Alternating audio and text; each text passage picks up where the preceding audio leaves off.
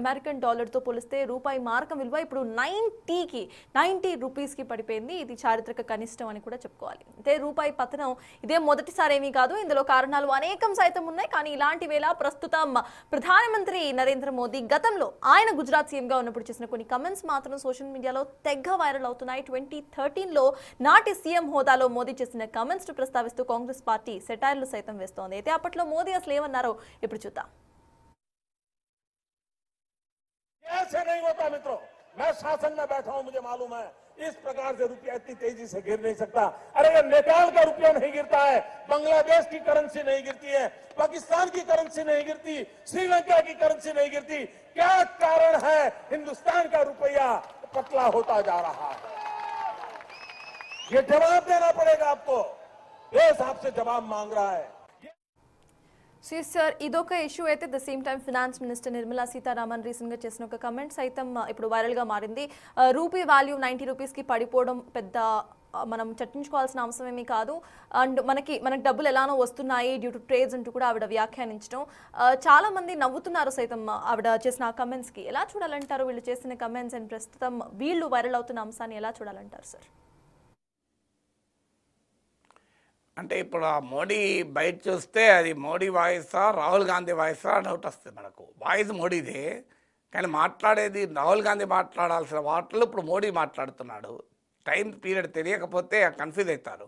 ఎందుకంటే 2013లో జరిగిన పరిణామం, 2013లో రూపాయి పతనానికి కారణం అప్పుడు టాపర్ టాంట్రమ్ అంటారు. అంటే అమెరికన్ ఎకానమీలో liquidity changes, American federal reserve విధానాల్లో మార్పు వల్ల నీకు రూపాయి విలువ పడిపోయింది. సో దాన్ని ఒక పొలిటికల్ వెపన్గా మోడీ మార్చుకున్నాడు.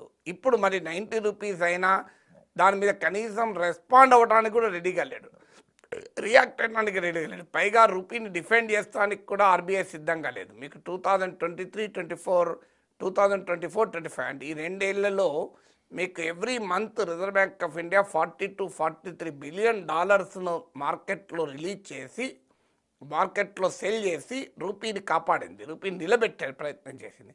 ఇప్పుడు ఏప్రిల్ టు నవంబర్ మధ్య కాలంలో హార్డ్లీ $10 బిలియన్ కూడా ఆర్బీఐ విడుదల చేయలేదు. అంటే చాలా క్లియర్గా ఆర్బీఐ ఇంటర్వెన్షన్ తగ్గింది. ఎందుకంటే ఈ ప్రభుత్వం నమ్మేది రూపాయి ఇంకా దిగజారాలని.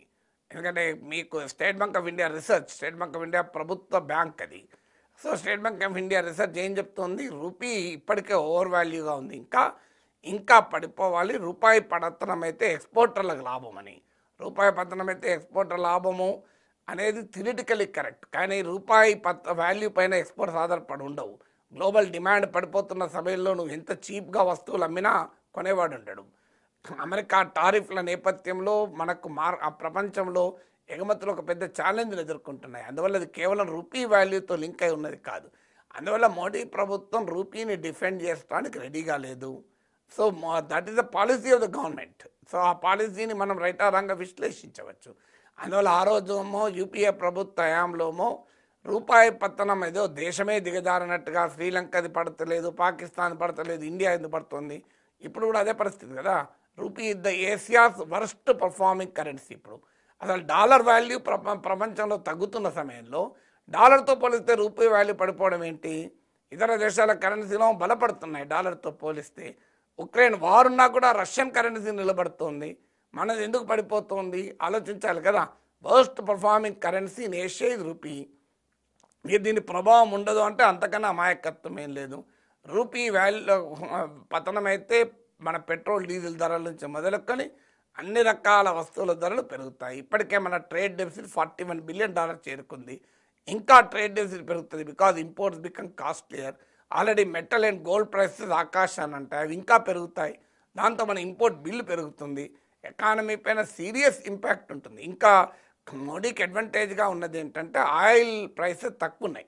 మీకు 2013లో ఆయిల్ ప్రైసెస్ $140 పర్ బ్యారెల్ ఉండే, ఇప్పుడు హార్డ్లీ $60-65 పర్ బ్యారెల్ ఉంది. నిజంగా ఆ రోజు రూపాయి పతనం అనేది ఇంకెక్కువ ప్రభావాన్ని చూపింది. ఎందుకంటే ఆయిల్ బిల్లు, ఇంపోర్ట్ బిల్ మన మొత్తం ఇంపోర్ట్లో 1/3. సో అందువల్ల ఇప్పుడు ఆ బెనిఫిట్ లగ్జరీ కూడా మోడీకి ఉంది. సో అప్పటితో పోలిస్తే సగానికి సగం లేదు ఈ ఆయిల్ ప్రైసెస్. అందువల్ల రూపీ విషయంలో నరేంద్ర మోడీ ఆ రోజు చేసిన రాజకీయాలు ఇప్పుడు ఏమైనా ప్రశ్న అనివార్యంగా